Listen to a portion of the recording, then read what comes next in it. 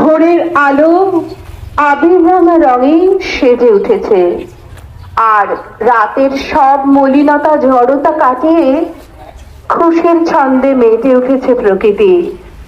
আজ দোল পূর্ণিমার ভোর।